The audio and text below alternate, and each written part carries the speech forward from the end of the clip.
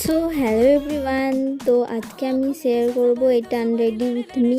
তো এই ভিডিওটা অনেক দিন আগেই পোস্ট করে দিয়েছিলাম, মেকআপের ভিডিওটা, মেকআপ টিউটোরিয়ালসটা। তো আজকে আমি আনরেডি উইথ মি করবো। এটা আমার পোস্ট করতে একটু দেরি হয়েছে, তো আজকে আমি তো এটাই করছি। তো ফার্স্টে আমি ড্রেসটা চেঞ্জ করে নিলাম, তারপরে আমি আইল্যাশটা খুলে নিলাম। তো এটাই দেখাচ্ছি যে আমার কতটা ডিফারেন্স লাগছে আইল্যাশ পরার পরে বা আইল্যাশ না পরলে, কতটা আই মেকআপটা আর কি খালি খালি লাগছে। তো আজকে আমি শেয়ার করেছি তোমার সাথে কীভাবে আমি লেন্স খুলি।